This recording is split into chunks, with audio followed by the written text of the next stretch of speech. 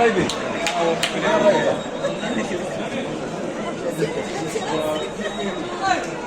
باقي بحال باقي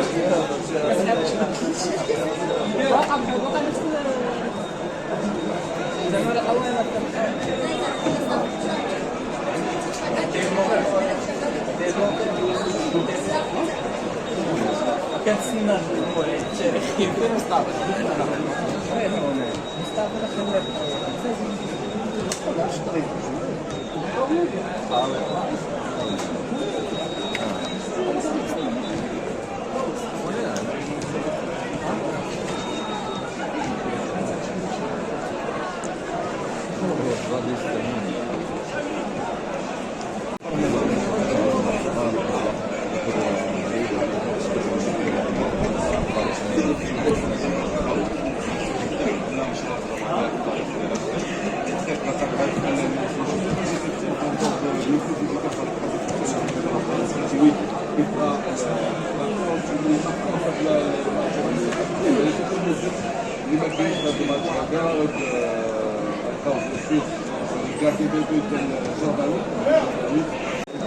لا لا راه كتاب عليه صيفط لنا الرساله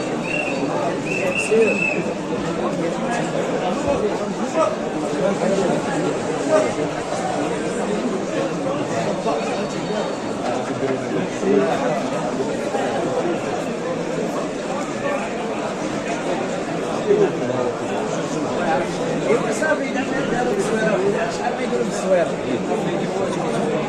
الشيء راه ماضي والله عاوز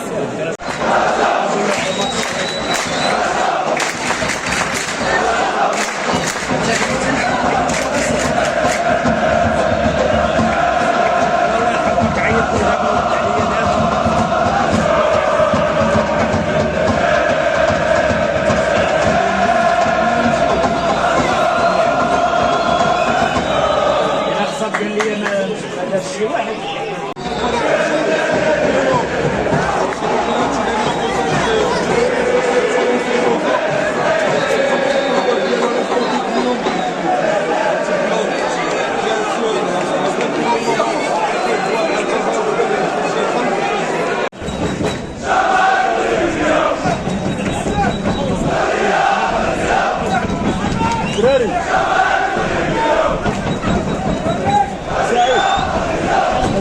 ما غتسميك ما غتزاد اللي عنده شي حاجه يمشي سالينا اسمها التسميك هو غيبدا ثاني هو غيبدا سالينا بطوله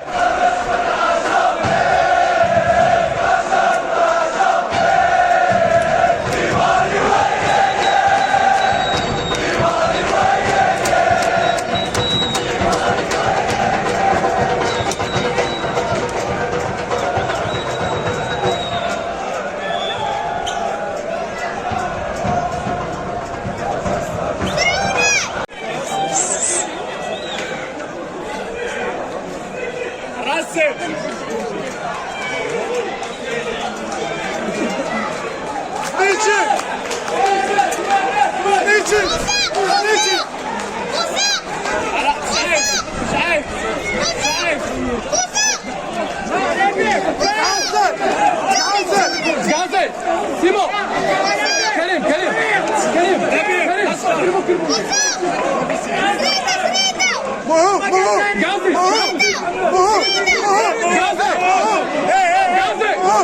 محمد سيمو زيدا محمد الرياكسيون ديالكم على هذا الماتش والنتيجه اللي كتكشف الحسابيه اصلا ما كاينش هنا دازنا بالعكس قدمنا واحد 7 مقابلات قبل ما الغرفات قدمنا واحد اداء رجولي وحققنا نتائج ايجابيه 7 مقابلات ما لازمناش جات مقابله صعيبه ضد فريق الفتح كان هناك ضعف في الثروه البدنيه ما بعد كثره التنقلات من بينا رغم ذلك انهم لاعبين قدموا الاداء اللي عليهم، ما حققناش ايجابيه في المقابله السابقه. جينا عازمين باش نحققوا واحد النتيجه ايجابيه اليوم ضد فريق الرجاء البيضاوي. ما صعبناش الحظ، كان هناك بعض المحاولات ما صعبناش الحظ. مازال ان شاء الله قادم مقابلات نعوضوا هذه النتيجه ديال اليوم ونزيدوا في الصبور تاعي ان شاء الله. كوتش في كونفيرونس دو بريس قال بان هذا الماتش الرجاء دوميسيل من الماتشات باغ ديفو كيكون جايب اسد، واش هذه العقليه ولا هذه الفكره كانت عندكم نتوما كلاعبين؟ بصراحه ما سمعتش المدرب شنو قال. كما قلتي نتايا حنا كندخلوا عازمين باش نحققوا واحد النتيجه ايجابيه سواء داخل او خارج الميدان. خليني نقول لك حنا لاعبين كنادوا اللي علينا، كنتعينوا في الاسابيع السميتو كنادوا واحد الاداء اللي فوق الطاقه ديالك، راه كيما كيقول فوق الطاقه شكلات ولا من بعد كثر المباريات اللي كانت متراكمه علينا. مازال ان شاء الله في المقابلات القادمه غادي نعوضوا على هذه النتيجه اللي حققناها.